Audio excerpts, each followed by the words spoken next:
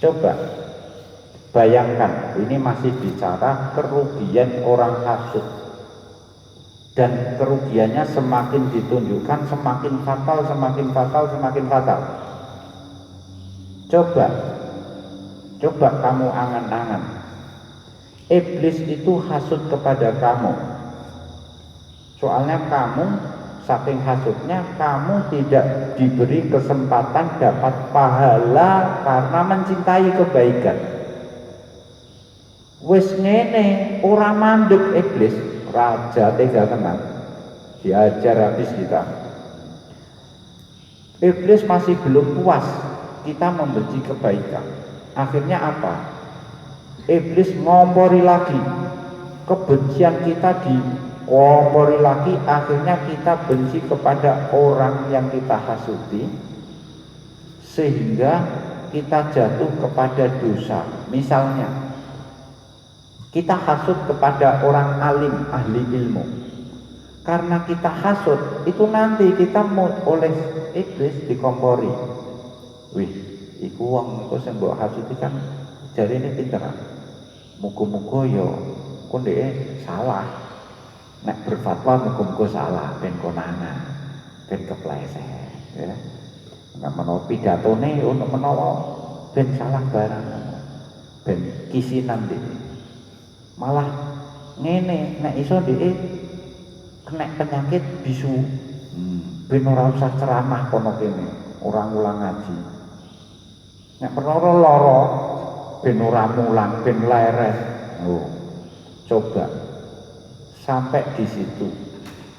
Iblis itu menghasut kita supaya kepada orang yang hasut kita dihasut, diprovokasi, akhirnya kita berharap orang yang dihasuti tidak punya kebaikan, tidak bisa menyebarkan kebaikan. Coba dosa mana yang lebih besar daripada berharap kebaikan itu tidak tersebar? Padahal kalau kita hanya gedeng, tidak ikut, tidak sampai ke sini, tidak sampai berharap kebaikan terhenti, kita masih punya kesempatan itu. Soalnya apa? Di hadis disebutkan penghuni surga itu ada 3 tipe. Pertama, al-muhsinu. Siapa itu? Orang yang beramal baik, karena memang dia bisa beramal baik. Yang kedua itu apa? Al-muhibbu lahu. Apa istilah? Muhibnya, pecintanya. Iku yang swarga. Jadi somben iku ngene menawa ana wong apa? Amale akeh, wong alim, wong sugih mlebu swarga. Keri-keri gurine gruduk. Lho sapa-sapa iki? Nututi. Oh, kula muhibine le, muhibine. Tenan muhibine tenan ta ora? Nggih muhibine, ayo. Nah, kelompok 2 sudah masuk. Kelompok 3 ini itu pembela. Pembela itu apa? Orang yang menghindarkan muhsin dari gangguan. Loh, grutuk-grutuk. Ikut dong mlebu wae kelompok ketika melu grutuk-grutuk. Ya sapa iki? Iki sapa kowe? Lho. Kowe kan gak duwe amal apik. Nggih mboten. Kowe yo ora seneng mboten. Ning kadang-kadang wong iki dirasani wong tak bilur iki. Jadi saya membela dia tanpa sepengetahuan dia. Iku melu mlebu swarga. Keri-keri yang ini pun kita tidak. Terhadap orang berbuat baik, kita berharap supaya orang itu sakit, supaya orang itu celaka, supaya kebobrokannya terbongkar. Oh, biasa. Berarti tiket terakhir juga tidak kita ambil.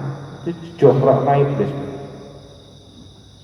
Jadi 3 hal ini sampai wis kriteria pertama gak iso, kedua gak iso, ketiga juga gak iso, yaitu iblis. Kita dijauhkan dari ketiga kriteria itu. Berarti keinginan iblis kepada kamu sudah berhasil terlaksana. Sementara keinginan kamu kepada orang yang kamu hasudi tidak terhasil, malah balik kue dewe.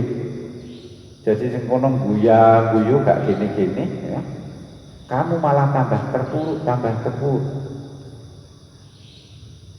Malah kata Imam Ghazali diterusno ngene. Coba seandainya kamu itu bayangkan diri kamu, baik ketika mungkin diri kamu divisualisasikan, baik kamu mimpi maupun di alam nyata kamu bayangkan diri kamu itu tidak jauh beda, ya sama persis dengan orang yang melempar sahman panah ke musuh dengan sasaran apa? Jantung atau leher, tempat yang mematikan organ kita. Tapi anak panah kita tidak mengarah ke sana, falayusibuhu. Ning apa? Malah balik. Anak panah itu menjadi semacam bumerang kembali kepada kita. Kembalinya kemana? Ke mata kita. Kowe nek mana kan mbok incer ngene kan gitu ya. Pemberitat sing siji merem. Jadi balik kena mata kita. Lah, mata kita terkena karena panah yang balik ini. Itu tambah bodoh. Kurang ajar, tak panah malah panahku balik dhewe. Kan tambah marah. Wanah neh di malah luwih kenceng. Lihat melesat balik neh kena meripat kiri. Coplok miripate kiri. Kita malah terbakar emosi kita. Ya. Tunggale kowe muson numpak sepeda motor Vario, kowe mbok tututi, kowe tiba tangi malah kecak tiba kan tambah. Karena kowe tambah emosi, mbok bucak, mbok getno, ngono gase pedhot tambah baru neh. Mbok tuntun, mbok bucak terus ya tambah kamu tambah terpuruk. Karena emosinya kamu, kemarahan kamu semakin menumpuk-numpuk. Lah orang ini tadi mana lagi masih kena sirai, kena indasi. Musuhnya sing dia sasar, salimun fi kulli halin, baik-baik saja. Berarti piye?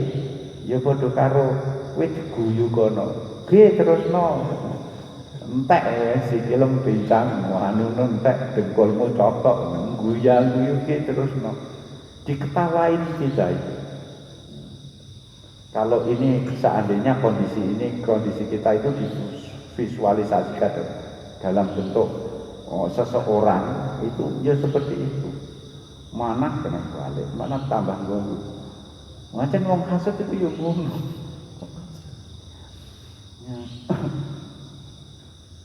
Dan lebih celaka lagi, ini Imam Ghazali hanya dioncai dengan lebih celaka lagi, itu visualisasi mau itu masih belum seberapa.